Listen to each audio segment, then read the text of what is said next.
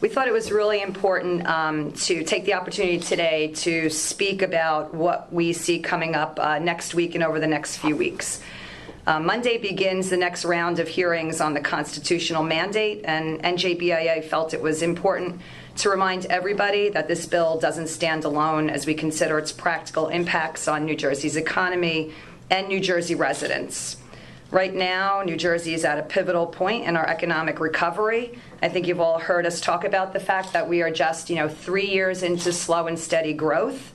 And we entered 2016 with positive vibes for continued steady growth, as we learned from our Business Outlook survey at the beginning of the year. But then within a matter of weeks, if not days, the piling on of economic policies commenced.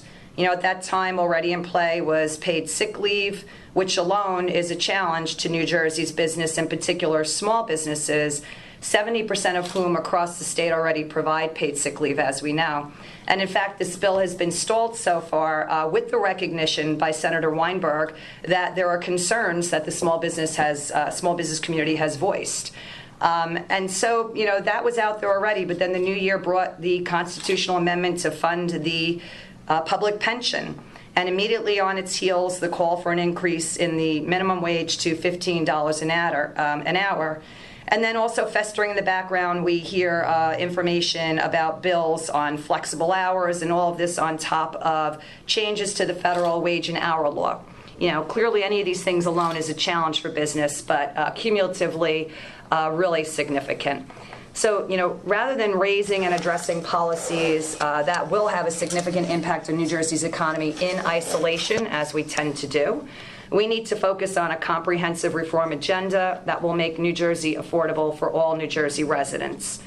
We all know affordability is already an issue for New Jersey residents, and the legislative trifecta I just referenced, as you know I call it, which is the constitutional mandate, the paid sick leave, and the $15 minimum wage. These are policies that will take New Jersey in the wrong economic direction. We all know we're already at the bottom of many, if not all, of the tax rankings. In fact, a study we just completed shows that when you marry together the four most significant taxes in the state of New Jersey, which is income tax, property tax, corporate business tax, and sales tax, if you look at those four together on average across the nation, including the District of Columbia, New Jersey ranks 51st. And we also know that New Jersey has suffered a loss in revenue over the last decade, as you've all read in our Outmigration report. And to hone up on that a little bit, we recently took a closer look at the year of 2013, which our report referenced was the year within which we lost $3 billion in net adjusted gross income. So we wanted to see where New Jersey was ranking relative to the nation in terms of outmigration, to see if we were an outlier or if there is a lot of movement going on around the nation. And what we learned that when we standardized the outmigration numbers to the percentage of GDP across the nation, yet again, New Jersey, with the inclusion of District of Columbia, came in 51st. So New Jersey is at the bottom of every ranking, which includes outmigration and the loss of net inflow to the state. Rather, we have the opposite. We have a net negative inflow to the state of over $3 billion. And again, that ranks 51st across the country. And in fact, that is a percentage of negative 0.55% of GDP. These are challenging times for us. Let's think for a minute of whose company are we keeping at the bottom of that scale of these rankings. Right behind us is the state of Illinois, and let's stop and think about what's going on in Illinois right now. Illinois is a state who mandates their pension payments through their constitution. That's not boding very well for them. In fact, Illinois has not had a budget in effect for a year. That's the company we're keeping. Who else is the company we're keeping at the bottom of the rankings? Connecticut. And we're all aware of the recent activity up in Connecticut in letter-writing campaigns from corporate CEOs threatening to leave the state.